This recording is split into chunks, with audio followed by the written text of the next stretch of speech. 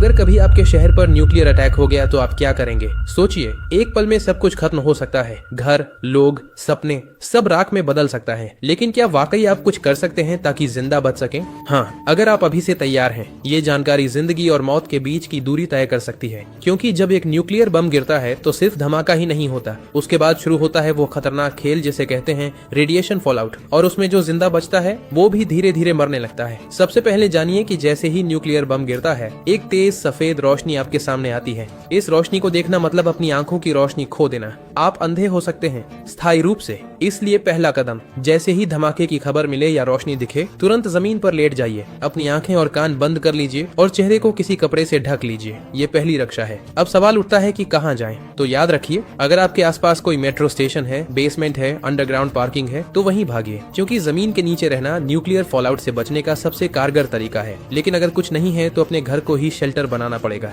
सारी खिड़कियां, दरवाजे बंद कर दीजिए। हर छोटी छोटी दरार को भी किसी कपड़े, टेप या गत्ते से बंद कीजिए। हवा का एक भी रास्ता नहीं खुला रहना चाहिए। अटैक से पहले या जैसे ही खबर मिले, आपके पास सिर्फ कुछ मिनट होंगे। उसी वक्त पानी भरिए, बाल्टी, बोतल, ड्रम जो भी है। याद रखिए, अटैक के बाद पानी में रेडिएशन मिल सकता है। नल से पानी बिल्कुल मत पीजिए, इसलिए पहले से स्टोर किया हुआ पानी ही जिंदगी बचाएगा। खाने के लिए ड्राई फूड रखें, बिस्किट, ड्राई फ्रूट्स, पैकेज्ड खाना जो बिना पकाए खाया जा सके। अगर गलती से आप बाहर थे और रेडिएशन में एक्सपोज हो गए तो जैसे ही अंदर आए, कपड़े उतारिए, उन्हें एक पॉलिथीन में बंद कर दीजिए और खुद को साबुन और स्टोर किए हुए पानी से अच्छे से धोइए। याद रहे, नल का पानी नहीं, सिर्फ स्टोर किया हुआ पानी इस्तेमाल करना है। न्यूक्लियर ब्लास्ट के बाद सबसे खतरनाक समय होता है पहला 24 घंटा। इस दौरान बाहर जाना मतलब मौत को बुलावा देना। इसीलिए 24 घंटे अपने शेल्टर से बाहर बिल्कुल मत निकलिए। अगर सरकार की तरफ से संपर्क हो जाए तो निर्देशों का पालन कीजिए। लेकिन अगर कोई सूचना नहीं मिले तो कम से कम 72 घंटे तक बाहर मत निकलिए। 3 दिन, सिर्फ 3 दिन अगर आपने सही तरीके से बिता लिए तो जान बच सकती है।